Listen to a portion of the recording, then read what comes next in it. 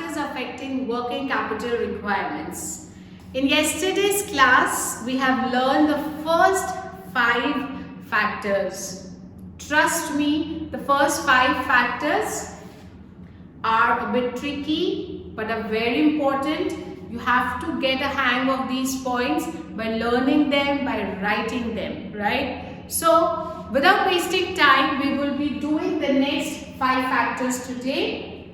Well, let's revise the code word first. Rating that GM's pet is traveling from Nagpur to Bombay. How? So, GM's pet, where GM pet went from, this is just for making sentence, Nagpur to Bombay via Chandrapur and Shirdi. So N stands for nature of business. Class, if you remember in fixed capital requirements, we have seen कि business के 2 type के nature होते हैं. कौन से हैं? सब लोग बोलेंगे. Yes, manufacturing business and trading business. Very good. Manufacturing business, a business which is more focused on production. Trading business, a business which is more focused on distribution. So, obvious है कि अगर trading business है जिसका ज़्यादा focus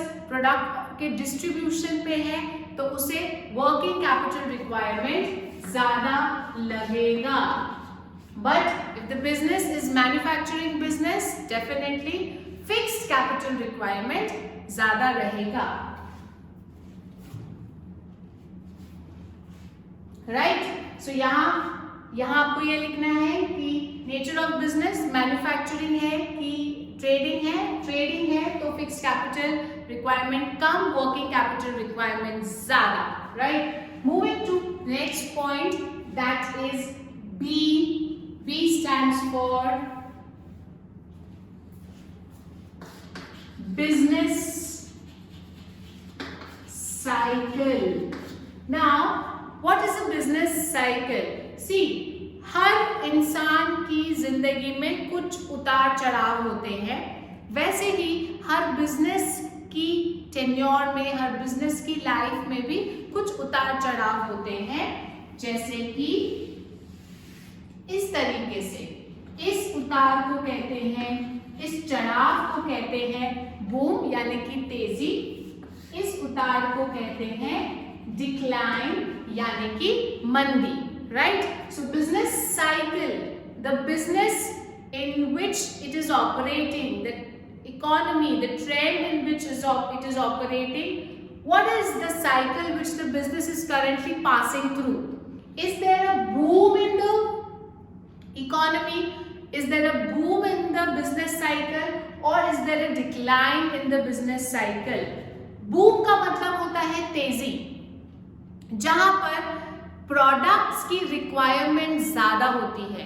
तेजी का मतलब होता है कि इकोनॉमी भी तेजी से ग्रो हो रही है, प्रोडक्ट्स लोगों का डिमांड बढ़ रहा है. राइट? अगर इकोनॉमी ग्रो होती है तो लोगों के पास पैसा होता है, लोगों के पास पैसा है तो लोग पैसा खर्च करेंगे, सामान खरीदेंगे.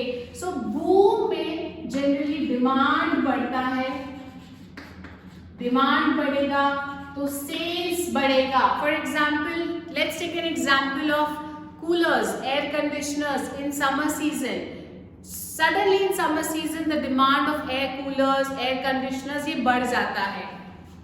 उस डिमांड को सेट ऑफ करने के लिए उतना प्रोडक्शन करना पड़ता है, उतना प्रोडक्शन करना है यानी उतना रॉ मटेरियल लाना है. That means particular boom cycle में वर्किंग कैपिटल रिक्वायरमेंट बढ़ जाता है. राइट? देन आते हैं winter season, that means decline, जहां पर कूलर एसी कोई नहीं खरीदता है. तो ऐसे टाइम पे particularly AC, air conditioners, air coolers का जो डिमांड होता है वो गिर जाता है. डिमांड कम होगा तो डेफिनेटली प्रोडक्शन कम होगा, सेल्स कम होगा, तो आपको वर्किंग कैपिटल से जो रॉ मटेरियल्स लाने हैं वो लाने की जरूरत नहीं होती है. So what does the point says? Point says that if the business is in boom, तेजी, then the demand will increase. When the demand increases, the production has to be increased. When production has to be increased, raw material procurement or working capital requirement will be more. But during decline, recession, the demand will go down. For example, now in lockdown, people are not going anywhere. People are not purchasing party wear dresses. So ये जो party wear dresses है, इन सब का demand कैसा हो रहा है? घट गया है. So जब डिमांड कम होता है, प्रोडक्शन कम होगा. प्रोडक्शन कम होगा तो आपको वर्किंग कैपिटल इन्वेस्टमेंट की जरूरत कम होती है या ना के बराबर होती है. Right. So in point number 7 you will be writing about boom. We'll write here, when there is boom, working capital will be more. When there is decline, working capital will be less. Right? Coming to point number 8, V, Vaya ka V, it stands for volume of sales. Now, this is a common sense. This is a common sense. कि अगर जो product मैं बना रही हूँ, the production which I am involve in, अगर उसका volume बढ़ता है, volume means the quantity you are producing, the quantity of goods you are selling, अगर आपका वॉल्यूम ऑफ सेल्स बढ़ेगा तो कॉमन सेंस है उस सेल्स की डिमांड को कंप्लीट करने के लिए आपको प्रोडक्शन भी करना पड़ेगा. प्रोडक्शन करना है, दैट मीन्स आपको वर्किंग कैपिटल से इन्वेंट्री लाना पड़ेगा, रॉ मटेरियल लाना पड़ेगा, डीजल लाना पड़ेगा, फ्यूल लाना पड़ेगा. So there is a simple formula, the volume is directly proportional to working capital needs. That means if the volume of sales increases, the working capital also increases. If the volume decreases, working capital also decreases. The same example जैसे हमने cooler का लिया, गर्मियों में volume बढ़ता है, working capital बढ़ेगा. ठंडियों में वॉल्यूम ऑफ कूलर की सेल कम होता है तो वर्किंग कैपिटल कम होगा. Right. Coming to the last 2 points, point number C, where C stands for credit control. Credit, वो क्रेडिट जो हमने terms of purchase and terms of sales में देखा था, यहाँ पर स्पेसिफिकली हम बात करने वाले हैं credit control when you give credit. I repeat, in point number 9, when I'm talking about credit control, I would be focusing on credit control when I give credit. That means जब आप cell के time पर credit देते हैं तब. अगर आप cell पे क्रेडिट देते हैं तो 2 सिचुएशन है. आपने जो उधार दिया वो स्ट्रिक्ट दिया या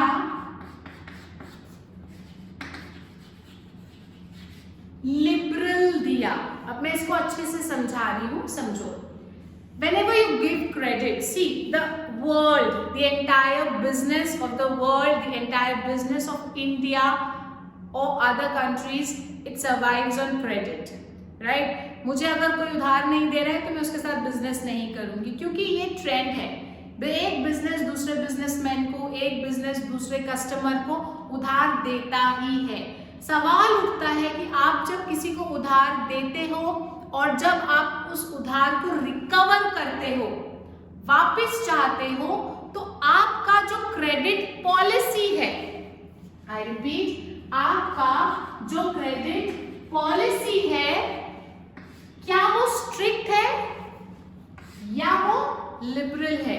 That means if you are giving credit to someone maybe for 30 days and 30 days हो गए, 35th डे चल रहा है, बट ना अगले बंदे ने आपको उधार लौटाया और ना ही आपने बॉदर किया उससे उधार वापस लेने का, ना आपने कॉल किया, ना आपने फॉलो अप लिया, ना आपने रिकवरी टीम को भेजा, कुछ नहीं.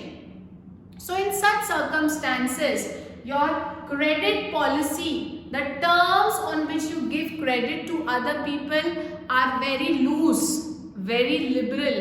Anyone can take undue advantage of your credit policy. Sometimes लोग पैसा लौटाते भी नहीं हैं और जो ग्रेजुअली अपने अकाउंट्स में पड़ा होगा बैड डेट्स में कन्वर्ट होते हैं कि 3-3, 4-4 महीने हो गए, अगला बंदा मेरा फोन ही नहीं उठा रहा, मुझे पैसा भी नहीं दिया। तो क्या हुआ?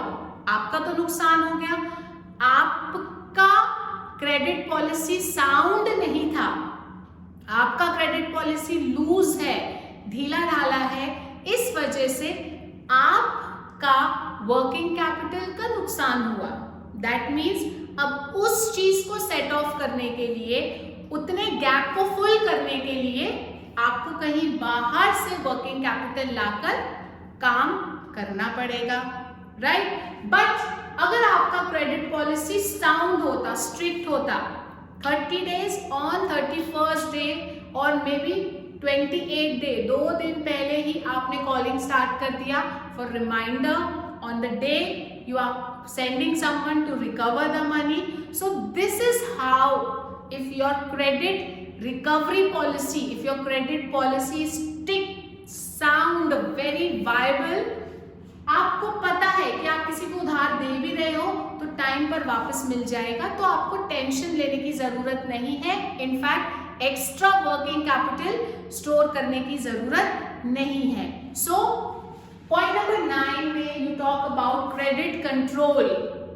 How is your credit policy? Is your credit policy sound enough? Is your credit policy strict enough that you can recover the money on time? If so, your working capital requirement will be less.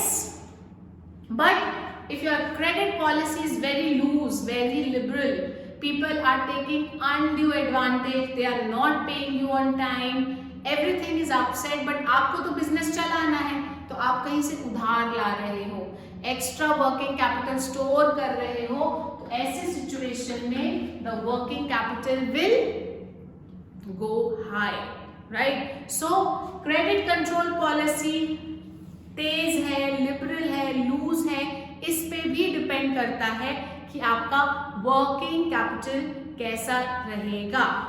Last point class, that is S point. It stands for your known point, that is the size of business. Here I would like to give you one formula. The formula says bigger the size, bigger the requirement of fixed capital and bigger the requirement of working capital. See, it's very obvious. Here in point number 1 we have seen, if the business is growing, when the business is growing means the land requirement is increasing, when machinery is increasing, when the land, the machinery, the plant is increasing, that means fixed capital is increasing. Common sense है कि इस पे काम करने वाले जो workers है वो भी इंक्रीज होंगे, उनके वेजेस भी बढ़ेंगे, रॉ मटेरियल मुझे ज्यादा लाना पड़ेगा।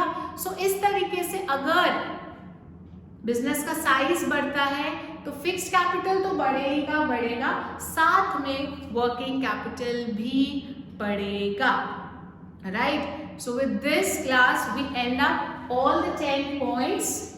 All the 10 points are very important, but the first 5 points are a bit tricky and you have to give an extra effort to learn those points. But if you listen the explanation properly, examples के साथ मैंने समझाया है, so I don't think so आपको ज़्यादा तकलीफ जाएगी.